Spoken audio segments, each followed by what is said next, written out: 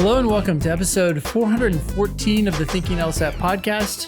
I'm Ben Olson. With me is Nathan Fox. We're the co-founders of LSATdemon.com and the LSAT Demon Daily podcast. Today we have a special guest, Cece Xie. Did I say that right? Very close. It's Xie. Xie. Okay. Thanks so much for joining us. If you have questions or you want to share news with us, you can do so on our website. That's thinkinglsat.com. Just a quick announcement coming up Wednesday, August 9th at 3 p.m. Pacific, 6 p.m. Eastern. We have a pre-test pump up with Chris. You can sign up for that at lsat.link/free. Anything you want to add to that, Nathan? No, let's talk to Cece. Okay. So Cece, you describe yourself as a writer, a lawyer, a content creator, and a lot of other things. You got your BA in economics from Yale, your JD from Harvard. You went on to work at a big law firm. Which firm were you at? I was at Simpson Thacher at first and then MoFo. Okay, got it. And you worked there for some time, right? You eventually became a senior associate? Yeah, I was a sixth year. Okay. And started a TikTok. I don't even know what it's called. Is it a channel? What do they call it? Maybe just an account. A TikTok account. Okay. Yeah. Well, during COVID or something like that, right? And then that took off and your firm was okay with that. And then eventually you decided to leave. And that's where we are now, right? How long ago was that? Sorry. That was about like a year and a half ago. I left in March of last year, so 2022. Okay. And you left, from what I understand, to write a book about being a big law attorney. Is that right? Yes. Well, more partially an investigation of big law more generally, but then also with my own experiences. Okay. What else do you want to add to that introduction? That's all I know. What else should our listeners know? That's pretty good. I feel like other things that kind of play into my weird career is that I was a K through JD. So I had absolutely no idea what I was doing with my life when I applied to law school. And I really do think it's only due to a lot of luck and privilege that I have even been able to kind of create the life that I have today. And I'd say, the one thing, if I've learned anything, is to lean into the changes of life. And I do think especially those who become lawyers, those who go into big law, are drawn towards the rules of life and kind of this like blueprint or conveyor path. And I feel like the more you get comfortable with moving away from that, the more exciting and more fulfilling you'll find your career to be. Yeah, I think, I went to law school with all the intents of becoming an attorney of some sort. I actually don't know what my plan was, but ended up working for a professor at my law school who did legal writing consulting for all the big firms in the world. And instead of going into legal practice, started working for him after law school. And he was teaching classes all the time, which then motivated me to start teaching the LSAT as my own thing on the side. And then eventually that took off, and, never would have predicted that outcome, but I can definitely see that. Cool. Anything else? Oh man, what's relevant here? Maybe that I just recently started a law firm again with one of my friends. So I thought I would be totally out of legal practice, and it's like gravity sometimes pulls you back in. And I also teach an intellectual property course at Yale, which has been really fun. And I totally understand like loving the feeling of teaching and like the feeling of explaining things to people. And I feel like it's almost just empowering them to live the life that they want and to understand more about the world. And that's really what I love about all of this, even about legal work, right, is helping people understand the world around them. Yeah, it's interesting that you got pulled back in. What prompted that? Yeah, again, leaning into the vicissitudes of life, right? So I really hadn't thought about practicing law again, but through all of my content creator activities, I ended up meeting another content creator whom I had loved for ages. And she'd posted about some copyright issue. And I ended up meeting her at a party. And I was like, I just wanted to find out how the copyright issue was going. And I kind of told her what I thought, my not legal advice, general legal thoughts. And at the end of that conversation, she was like, oh my gosh, I hire a big law firm right now, but I'd kind of like to hire you.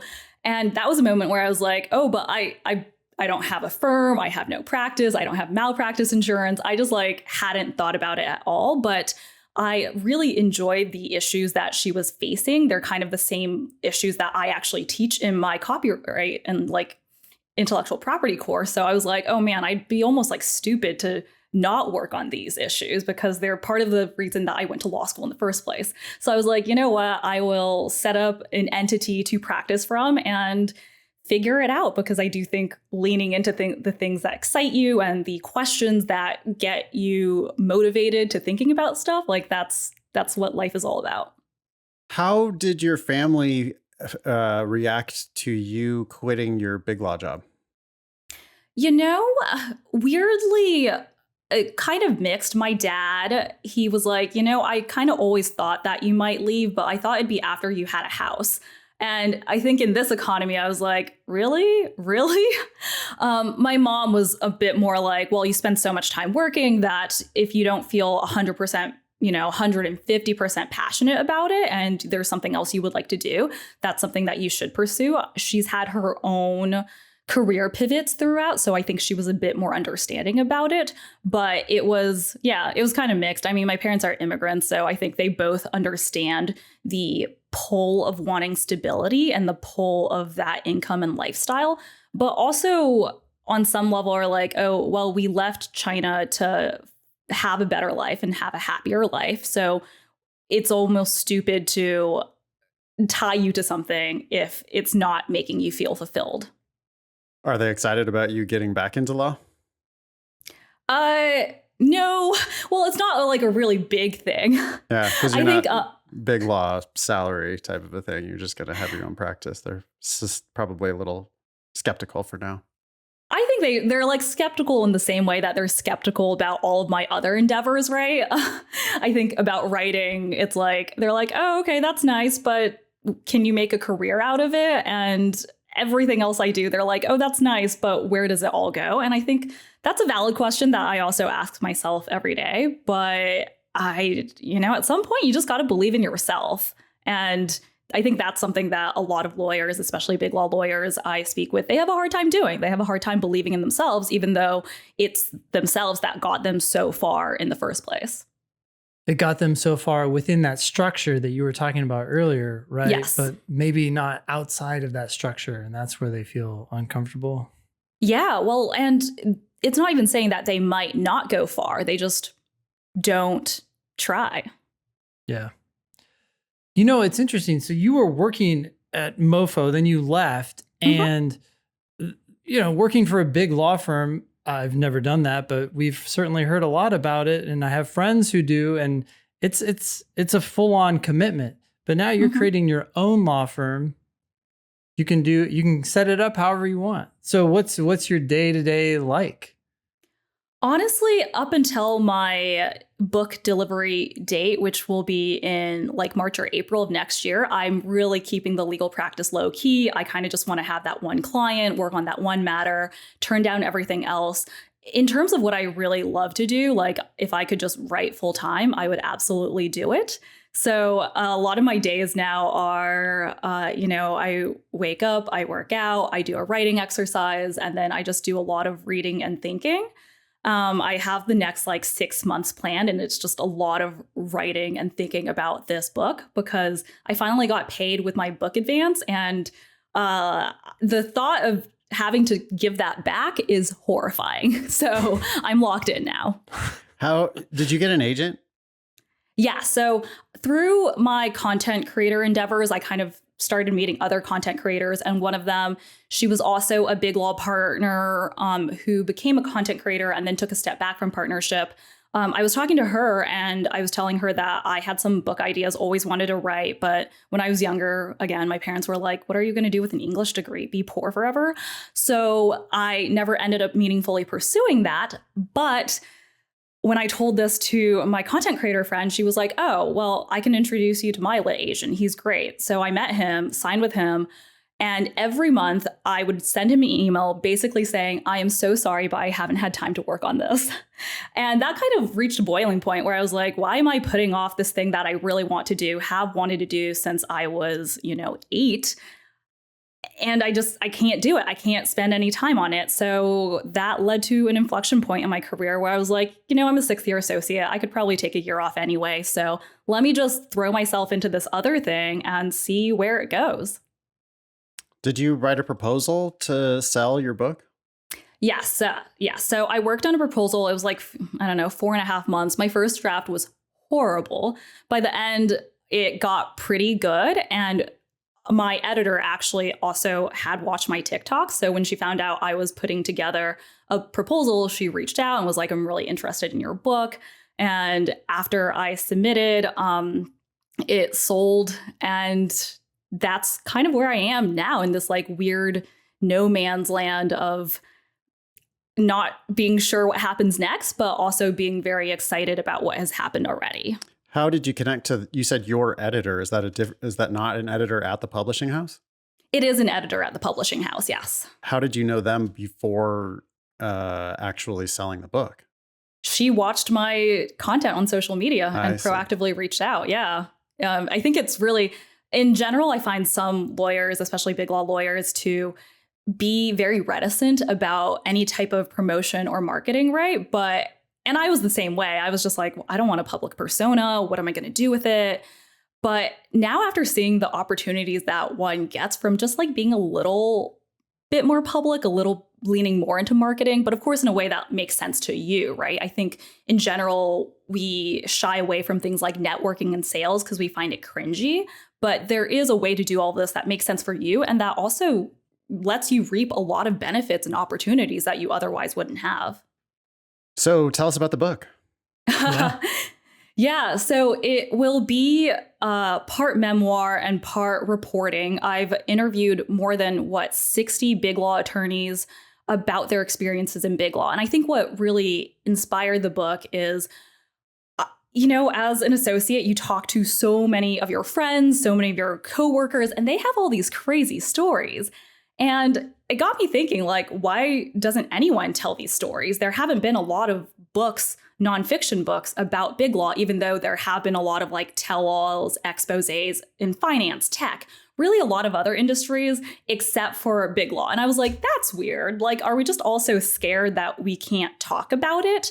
And I thought maybe I could provide, so I was partially a privacy lawyer, so I think about how to anonymize, how to de-identify to the best of your capabilities. And one of the ways that, companies do it is by amassing data, is by like kind of doing composites and putting it all together. So I was thinking, oh, well, this is a good opportunity. I probably can talk to so many people and make sure that everyone's stories get told, but in a way that minimizes blowback to them. And then we can actually start to have a serious conversation about the realities of big law, about how big law plays into our corporate systems and the rest of the world, and not just write novels about it and then just have the big law firms be like, oh, well, that's fiction. That's fiction. Because we love fiction stories about big law, right? We love the TV shows. We love the novels.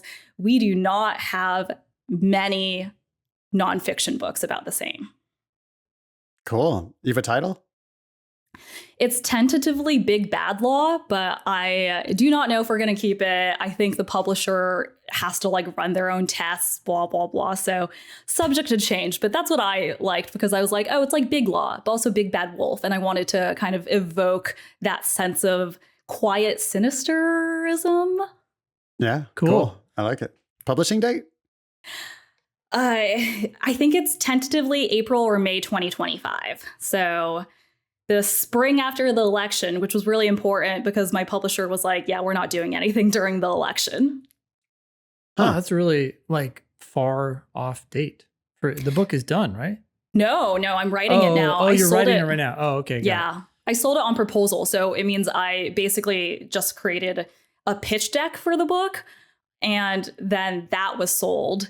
And then I kind of get an advance to help me with costs and living while I write the book. And then it will, publish. So the nonfiction publishing process is a lot longer than the fiction publishing process, which usually it's already done when you try to shop it out. They got to do all sorts of fact checking and so forth. Yeah, although I think I have to pay for my own fact checker. So that's part of it. I think they do the copy editing. Okay. Is that a standard thing in book publishing to, to not do anything during the election? I don't think it's standard. I think it's just whether you think your book would be interesting to the demographic that would be paying a lot of attention to the election during that same time. And as my publisher explained it, in terms of promotion, we'll try to get podcast spots, news shows. And during that time, it is more likely that you'll get bumped from the listing for something because of something that happens with the election, which totally makes sense. So put the book out in a slower news cycle, sort of. Yeah.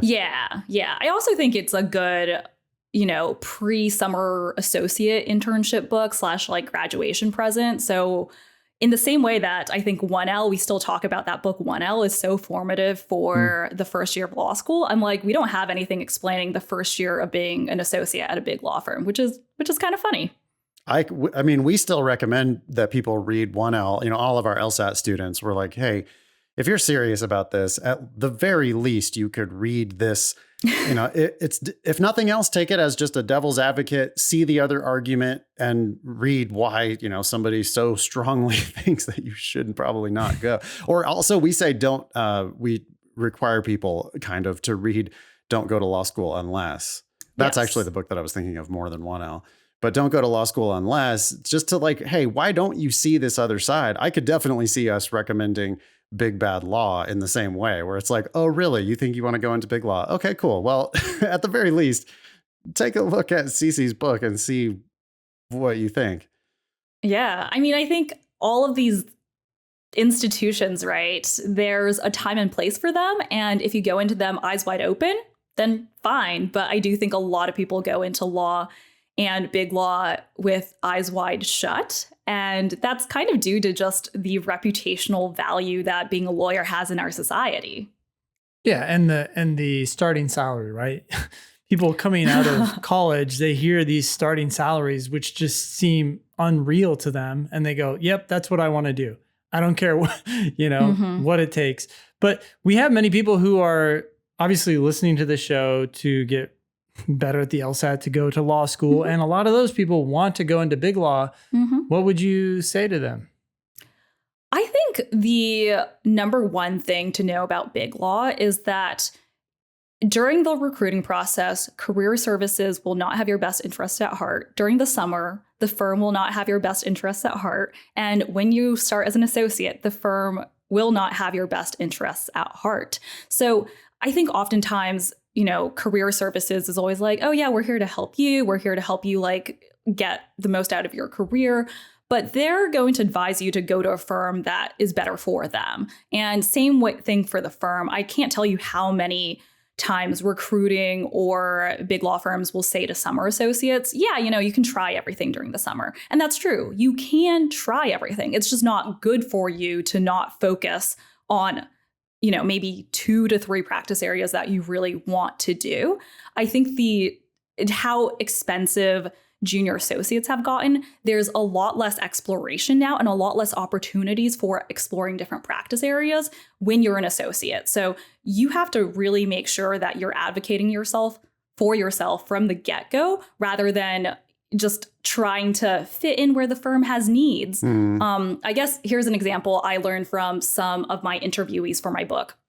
During COVID, corporate practices were blowing up, right? There was like so much corporate work. That was the year that we got special bonuses, raises, all of that.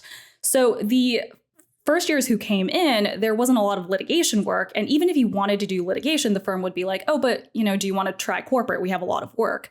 And the litigators were like, oh, yeah, sure, I'll try it. So they do corporate work and then come to 2023 and there's a recession in corporate work.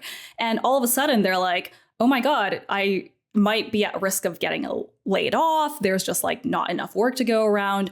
What about litigation? Litigation is increasing again, especially things like bankruptcy. Can I try that again? And firms are telling them, no, you're too expensive to try litigation. So even these people who wanted to start off in litigation, because they kind of trusted the firm to have their best interests at heart, now they're in this like catch-22 position where they can't do the work that they want to do, or at least not at the same seniority compensation, but they're also just not able to do the work that they can do because of market demand.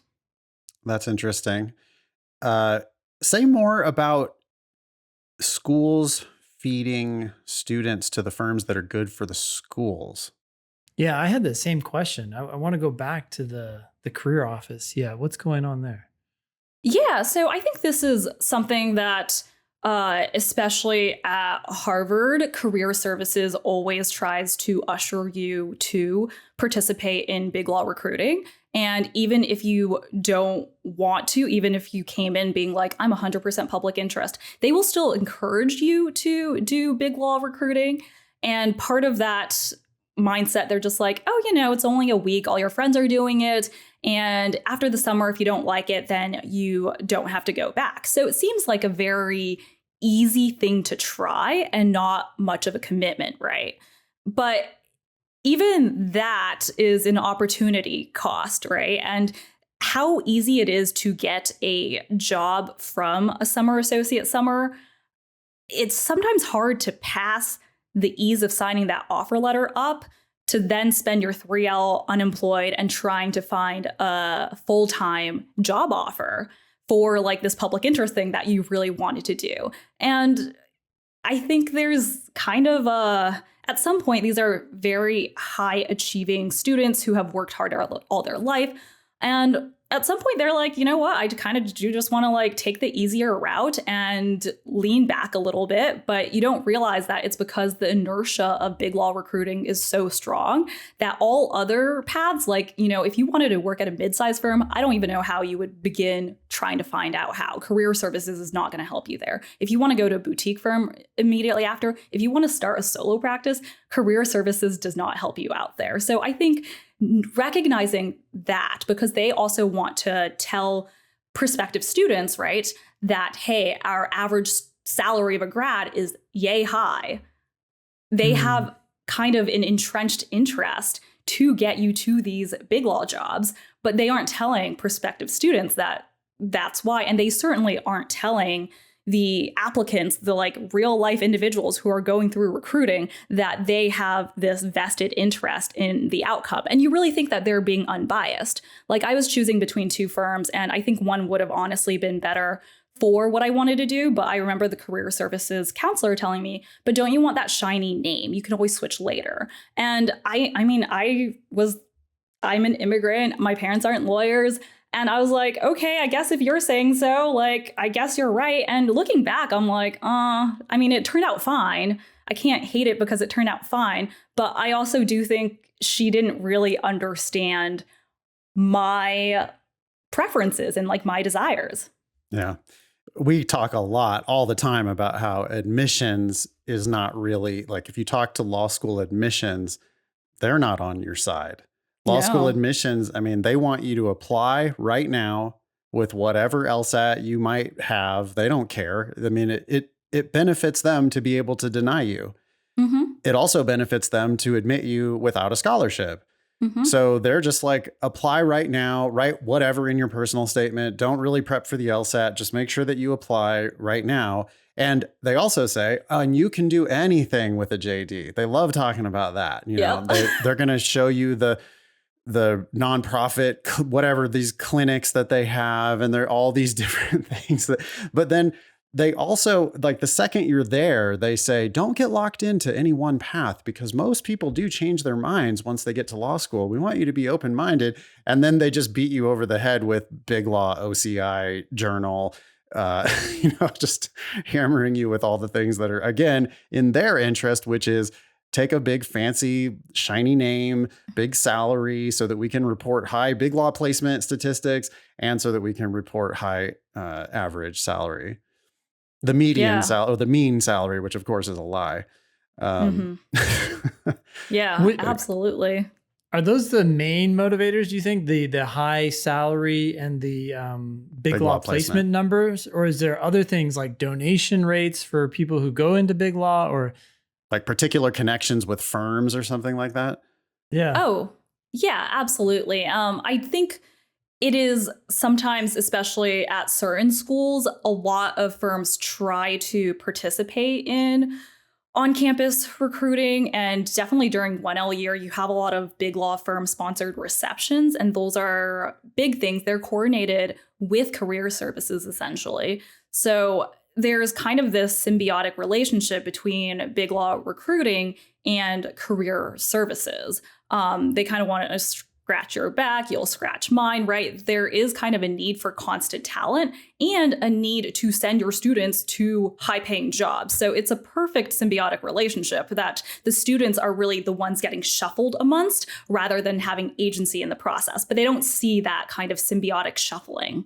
Yeah, it's so funny as you say that. I'm going back to undergrad stuff, but I just remember when, I don't know how many years ago this was, but I was reading about how the undergrad institutions were pointing students who had financial aid needs to a hotline that was run by the loan companies. Right. Oh. So you think you're going to get like you're saying, you're going to get advice, but the way you're describing it, it's like, oh, I'm going to go to career services. They're going to help me out. And it's like, no, they're not your attorney. No, they're someone else's. And you don't, but it's not presented that way. No. I mean, I don't know if it's that extreme, but this symbiotic relationship that you're describing, you start to see things a little differently. Or wait a sec. So how is this? How does everybody help each other in a way that's not helping you? Yep. Yeah. And there's all these systems, I think, at each stage of the legal education process and then the legal industry, careers, everyone is kind of trying to funnel money around in kind of a circle. And it's fine if you realize it and you're in the place during the cycle that you want to be at. But if you don't, then yeah, you're just at the whims of other people. Wow. Okay. So keep in mind that other people have other interests at heart when they're trying to, quote, help you. Any other things you want people to think about who are like, hey, you know what? I'm going to go to law school and I'm going to go to big law. That's my path. What kind of people do you think thrive there specifically? So I think in big law specifically, if you are really detail oriented as a junior associate, they love that. Like, that is what they want you to be. They want you to be on call 24/7. They want you to be super detail oriented. They want you to catch the fact that that comma is not italicized, like everything that you learned in blue booking, that you learned in legal writing, that you learned to be like really anal about. Big law firms love that. That's what creates a good associate in their mind. However, the rub is that those skills do not necessarily help you advance further at the firm. So there's a switching of standards, really, of when you're evaluated differently. And that starts being when you're a senior associate, when you're thinking about trying to go for partner. And I think the most insidious thing sometimes is that the current partners don't help you prepare for a promotion. They don't help you figure out what you need to do in order to get promoted successfully to partner, but also not be a partner that's dependent upon other partners for work. And there's not a lot of training or processes on how to do this. And the constant emphasis on just billing hours, it hides the fact that business development and having your own clients is the single most effective factor you can have in your big law career, but they're not going to help you do that. And it almost helps the existing partnership if you are beholden to them for Of course. work. But no, yeah. they want it to be as flat as possible. They want to have Yes. as many associates billing hourly, working their asses off, totally disposable. We can replace you with just these hordes of new first year, second year associates whenever we need to. We can add more cannon fodder. And then, like how do they benefit by having a new partner? That's just a new owner who's going to share in the profits of the firm. And really, you're only going to make partner when you have the ability to walk off with a whole bunch of business or the ability to bring in a whole bunch of business. Then they go, okay, cool. Yeah, you're a good, we want you to be part owner, because if not, you're going to go start your own firm somewhere or work for some, take all this business to some other firm. I mean, it's just fairly straightforward, right? It's not like they hire you day one and they're okay. So we want to make sure that we build your career toward partnership in our firm. That's honestly the last thing that they would want, I would think. Yeah, unless you luck out and work for a partner who does want to do that sponsorship and mentorship. And I think that's the nice thing, especially at MoFo, that I wound up working under a partner who really was the best at that kind of ushering you through the entire process, really helping you understand the firm politics. Like, Ben, you mentioned somehow your firm was okay with you making TikToks and content. And she helped me figure out how to navigate that process. She helped me figure out who to talk to. She massaged the relationships, did the introductions, helped me figure out my talking points for these people. And like without her, I honestly don't know how I could have gotten as far as I did in being able to make my career that way that I wanted to. And that is just pure luck. That is pure luck that... Do you think that benefited her in some way, or was she just like super, super nice? I think she is super, super nice. And she also probably did like the recruiting PR that having my content out there did. I think it was kind of a boon to recruiting for summer associate classes to know that, hey, this is a person who seems to be working at this firm, but also have time for other things in their life. So she was a little bit like, let's not throw out the baby with the bathwater. So she did think there was a baby in the whole situation. Yeah, there's some like she's building her own little empire within the firm, right? Or she's increasing her power within the firm by bringing in somebody and trying to get them on that track. Yeah. And she's very entrepreneurial. Like, she built out her practice, which was a new practice at the time. I think she really has a different view of big law than some other partners have. And that's one thing I really, really appreciated about working with her. And then also prompted my thinking about, wow, why can't more big law partnerships be like this? What can we do to move this needle? Because I think it's better for all parties involved. Entrepreneurship, I think, is something that would scare a lot of our students, LSAT students. They're going into law school because they want a job. They want, a lot of them that are going into big law. It's like, no, I want that $200,000 starting salary. I want someone else to pay me, do my own thing. Oh, God forbid. But they don't realize that if you don't kind of do your own thing, if you're not if you're not entrepreneurial, if you're not out there getting business somehow, creating an entirely new practice area like your boss did, or in some other way, like if you're not making it rain, then you're just not probably gonna keep advancing in the firm, which means you're probably going to end up leaving the firm at some point and, or having a fairly miserable existence at that firm. I don't know. Yeah. I think people have this fantasy about, oh no, if I just stay there and work really hard at the firm, then eventually I'll be a partner. And does not seem to be how it actually works. Definitely not nowadays. And I think especially as big law firms do away more with lockstep partner compensation, that's been something that's happened. I mean, not even Cravath does lockstep anymore. The entire industry seems a bit more like finance, honestly. And I think that's where the tension comes is you go into law because you want that stability. You do think, oh, I'll put my 8 to 10 years and I'll get made partner. Someone will give me their work. And that's really not the reality of the industry anymore. So the sooner, and I was one of those people that when I graduated law school, I was like, I do not want to be in charge. I do not want to do anything that's even a little risk taking. I'm so risk averse.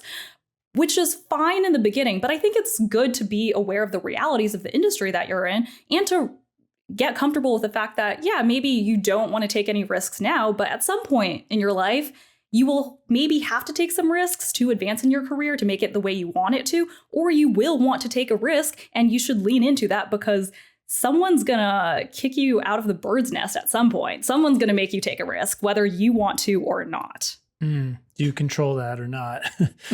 Yep. So it almost sounds like you have to put your head down and do the hard work to win the good graces of the people who are above you at the firm. At the same time, you have to be savvy and starting to learn how to develop business.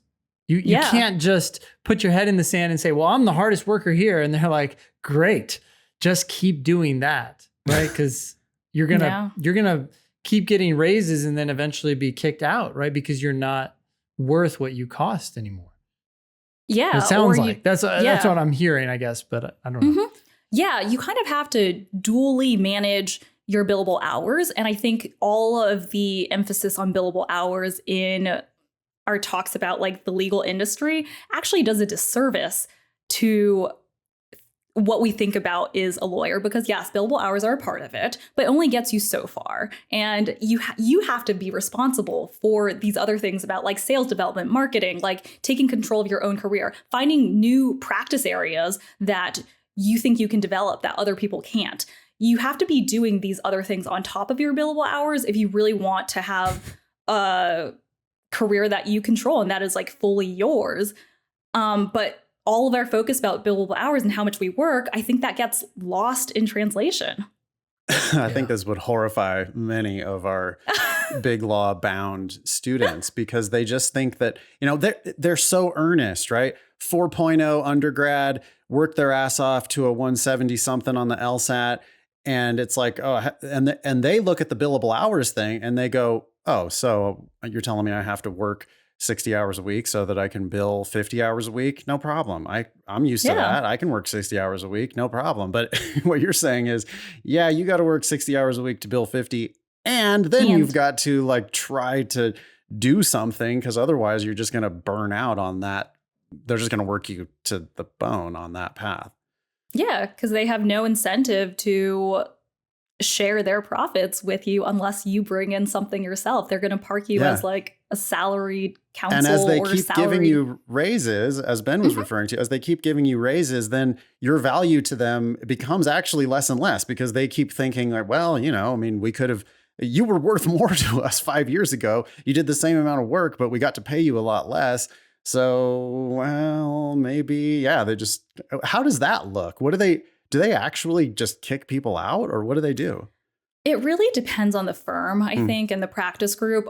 Different firms position themselves differently. Part of it depends on whether you become a senior associate or of counsel who can manage your own work streams, right? Like that's really important. Being able to take care of mental load, even if you can't have your own clients, being able to take care of mental load and run your own matters is more helpful than just being able to follow directions. So on some level, it's like, okay, maybe you're like, I don't want to do any business development. I just don't want to do sales. That's fine. Then you still need to get good at management and delegation and kind of project management as skills, because that's what's going to keep you at the firm and in the good graces of the partners. You can't just bill hours and do what you're told to do for forever. That will definitely get you kicked out. So of counsel, a partner can bring in the business and then just entirely hand it off to you because they know, okay, this person's got everything. They can figure it all out. They're just not bringing in the business. Yes. So got it. Yes. And the difference in compensation between that of counsel role and the partner role? I think it really depends because partners aren't really lockstep anymore. So I think sometimes partners don't make that much then of counsel at another firm, and sometimes probably of counsel at another firm makes more than junior partners elsewhere. It's just kind of all over the place. So there's very little stability in the way that I think a lot of people who think about big law think there is stability. So if you're saying that there's not this lockstep thing anymore, then instead of partners buying in at a fixed rate, the same as everyone else, they're buying in for wildly different amounts. And No. So I think the capital contribution is still the same, but your capital contribution is just your buy-in into the firm. Yeah. Right. You are a shareholder. Okay. But how they calculate compensation is not directly proportional to your capital contribution. How they calculate your compensation looks at, how much business you brought in, how much business you worked on, other factors, maybe like how much you helped other partners. It's like really a little bit more of a black box. And I think negotiation skills are, sorry to cut you off, but like negotiation is going to matter a lot here, right? Which is something that some attorneys are going to be great at, but others are going to be abysmal at, right? Oh, yeah, sure, I'll take that. That sounds great. If I'm understanding correctly, what you're talking about is nominally ownership. It's a type of ownership, but it's just not like ownership and you actually are equally entitled to the profits of the firm. You're an owner, you've bought in for something, but you're still going to get paid as a percentage of how much business you're bringing to the firm. That seems great for the senior partners who are like, oh yeah, you guys can come on this kind of a deal. This is a sweet, oh no, yeah, you're going to be a partner. Yeah. That's great. Yeah. Yeah. And in certain, I think sometimes when you go through big law recruiting, people throw around the term like eat what you kill. And there are some firms that are purely eat what you kill. And what it also means is that certain partners, when they, let's say you're staffing a huge M&A and you need all these different practice groups to help participate. When you're staffing it with partners in the other groups, you might actually have to negotiate credit exchange in order for them to work on your deal. So you're kind of saying like, I will give you a little bit credit in this, but then you'll go to all the partners in, I don't know, say tax, and then be like, oh, but who will do it for the least amount of credit because I want to keep some for me. And this is actually happening at all these firms. And it's a level of ruthlessness. And I think, just free market that we find kind of surprising for something as that has such like a gentleman's club facade as big law. Yeah. And the clients are aware of this, not aware of this, or they're just paying the bill. I feel like they're probably just paying the bill because I don't know if they care to scrutinize how the work is getting done in this way. Like they're paying one fee and how the firm divvies it up is kind of up to the firm. Interesting. Nathan, did you have anything else that you wanted to ask about that? Not about that specifically. We have tons of other things. I mean, we could talk all day. I don't know how much time you have, Cece. Where can people follow you, though? I do want to make sure that you get all your channels out there. Yeah. So I am on YouTube, Substack, Instagram, TikTok, of course, but I'm taking a little bit of step back to work on my book. And then also my website. And they're all pretty easy to find. It's just my name, Cece Xie, everywhere. And you can just find me there. Cece Xie, Cece, Xie, Xie. Yep. Anything else, Ben, that you wanted to talk about? I know you did a bunch of readings. Yeah. So I read your interview that was posted on Above the Law. Mm-hmm. And there's some great advice in here. And there's some things that stuck out to me. Here's one that I thought was kind of funny. You said, even little things like whether the partner prefers track changes or a red line wasn't actually so little. And then you said, or arranging everyone in the CC by seniority. Yep. Wow. Yeah. So people care about that. They're like, hey, wait. I should have been higher up in the CC on that email. I think sometimes it's honestly more for partners who want to understand the client side hierarchy, and they will reprimand you to be like, why didn't you put everyone in seniority order? So I know just looking at your email, who on the client side is of higher, is like the boss versus like who is just like the analyst on something. So I think for them, it's like informational, but I thought it was like personal offense. On the firm side. Yeah. I think maybe it's a little that too, but I don't think, people are smart enough to know that they can't always just say what they actually mean. So they'll come up with all sorts of reasons why they need you to do something. And that's kind of lawyering and like being an advocate. That's funny. One thing that stuck out to me is you said that every time you were assigned to a matter, you would schedule a coffee or a call or a Zoom with some slightly more senior associate to just learn a lot about the partner. And you'd ask them all sorts of questions about how they're likely to work and so forth. And I just thought this is generally a good lesson for so many other things. And I think that you were trying to say that as well. I feel like so many younger folks and just anyone these days, they want to text, right? They want to reach out digitally, which is of course how a lot of things start, but picking up the phone, trying to meet in person, these things just are like, or on the phone scary. or on Zoom. Yeah. But yeah, to like actually connect with somebody, it's just so much more information can get transmitted in such a short amount of time.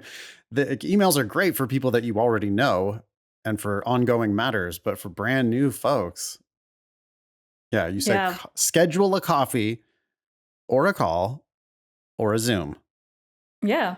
Not a long ass email chain.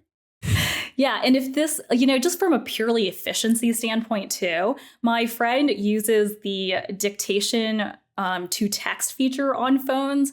And I don't know if you've ever seen people use that in real life, but it's like really weird to witness. You're like watching someone just be like, hi, period. Tell them. And I really was like, who the hell is using this? This is so silly.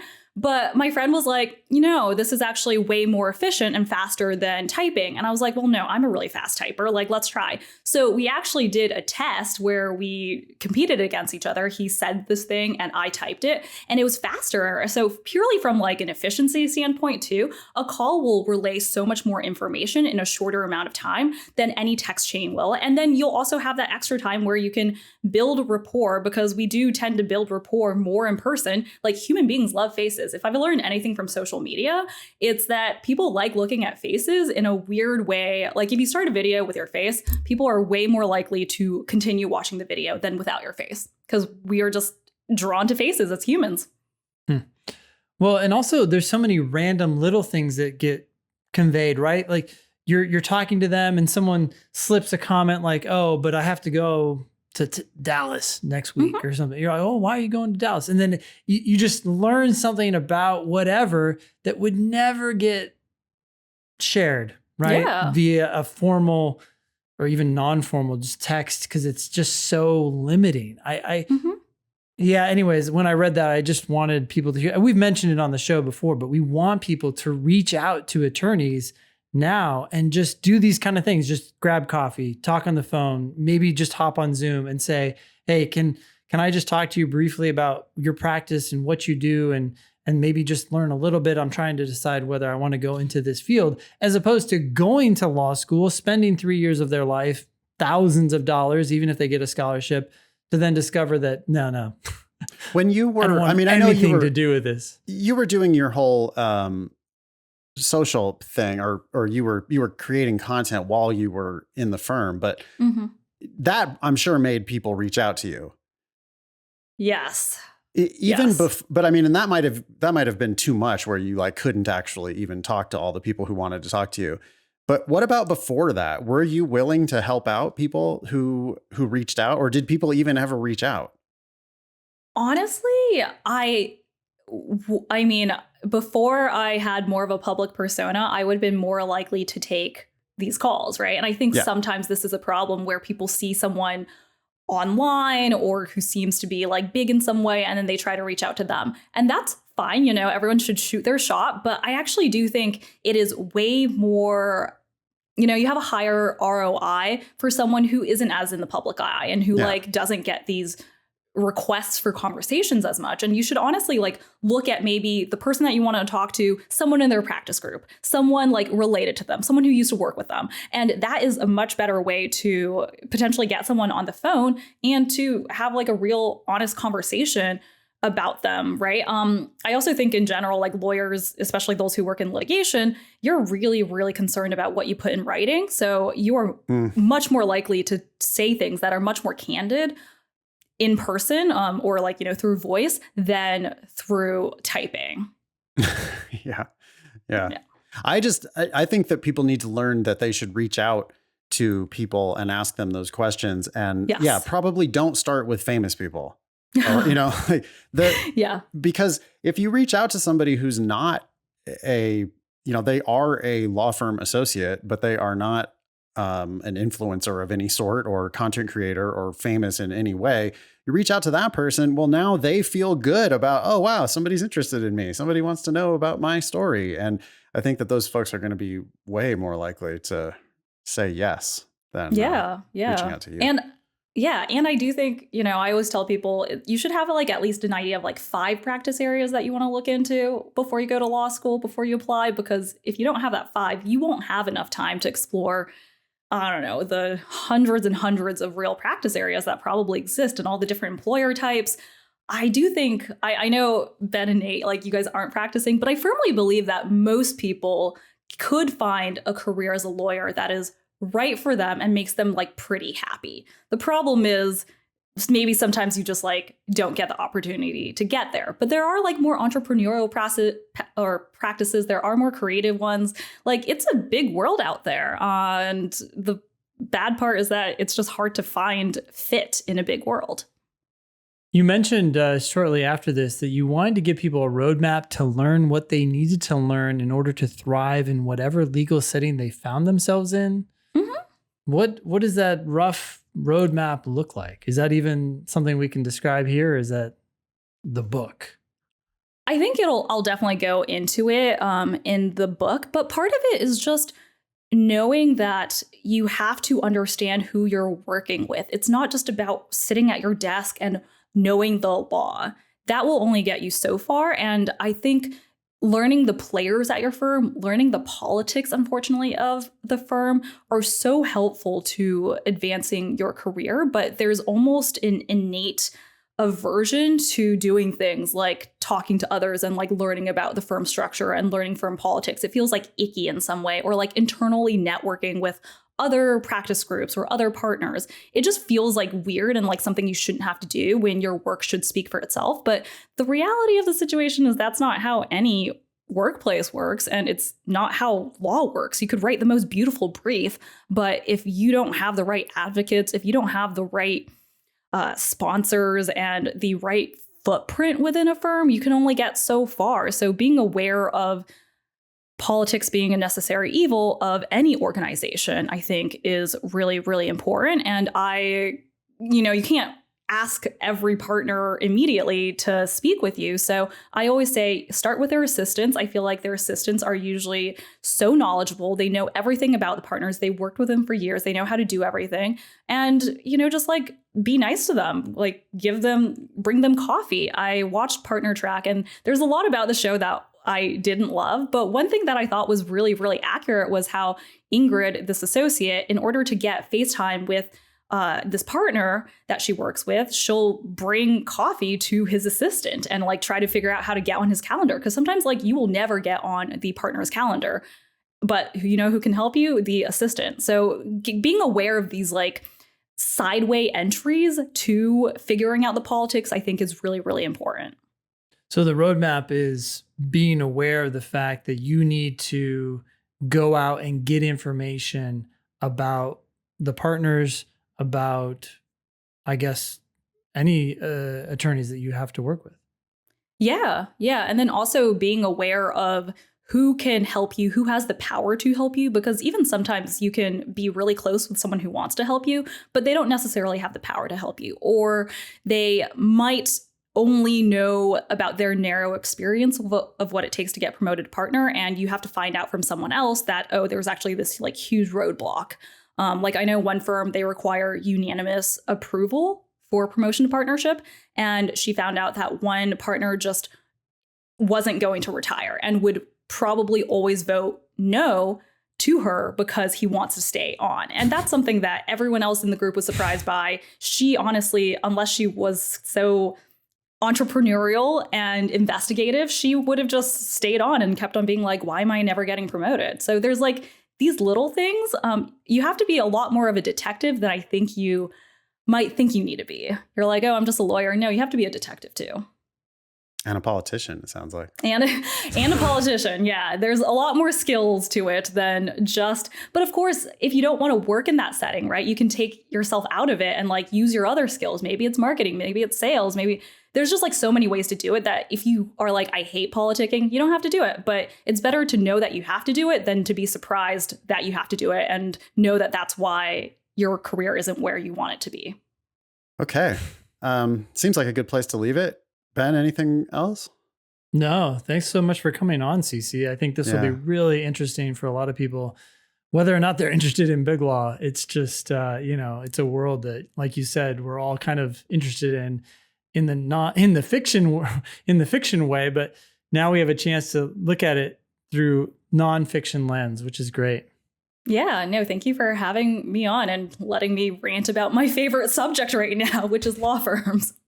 I hope you'll come back on to promote Big Bad Law when the time comes. Oh, you can count on it. I'll put you on the podcast list. All right, Ben, I'm glad that this is buried at the bottom of the show. We have a quick note from LSAC about Ctrl+F. You probably don't want to read this whole thing, or do we? I'll just read little bits and pieces of it here. So this is happening for the August 2023 LSAT. So just around the corner, due to enhanced security measures. That's interesting alone. I don't know what security measures they're worried about. Keyboard commands such as Ctrl+F will no longer be available while taking the LSAT.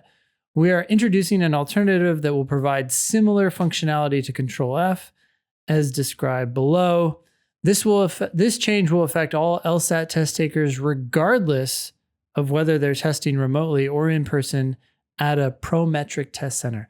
And all they're doing is they're taking away the Ctrl+F and they're adding a search bar at the top of the test where you can search for words on the page, just like you would with Ctrl+F. Yeah. And I mean, I guess I get the security measures thing, right? Like Ctrl+F and Ctrl+C are similar commands. So Ctrl+C has been disabled previously, but I think I can see how somebody might have rearranged their keyboard to make Ctrl+F be copy.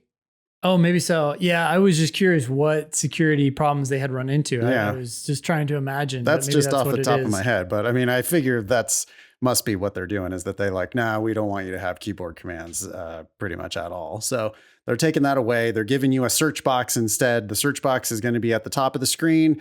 It's never going to move. You can't get rid of it. You don't need to use it. And we don't really teach people to use it. It could be interesting to search on the reading comp. You could search for periods, right? Search for period space, and it'll give you a divider, like a harder divider between sentences. And that might help some people. It especially might help people with learning differences. But we do not teach any techniques that require the use of Ctrl+F anyway. So, I mean, that's just not something that we recommend for most people. I personally would never do the search for period space because why? I'm reading the sentence. I'm paying attention. There's a period there. I'm going to stop. If you want to, and we're going to be rolling this out in the Demon soon just to mirror the actual test. But not a lot of news here other than that. Yeah, you've got that already as a development item, and it'll happen at some point on all of the practice tests in lsatdemon.com. But really nothing to worry about. It's not don't pay too much attention to this. I worry that people are going to get this email and they're going to then think that they need to use this search feature that they had never. I never used Ctrl+F before. Well, I guess everybody is. They made this. Yeah, they made this new search box just for it. Yeah, it's really not something that we teach. You do not need to do this. Disregard, basically. If you haven't already been using Ctrl+F, just disregard the search box that they're going to have at the top of the screen. Be LSAT famous. Please ask questions or share news with us at thinkinglsat.com. Questions about the LSAT Demon? Email help@lsatdemon.com. Check out our other podcast, LSAT Demon Daily. That was episode 414 of the Thinking LSAT podcast. Thanks all y'all for listening. Nice knowing ya. Don't pay for law school.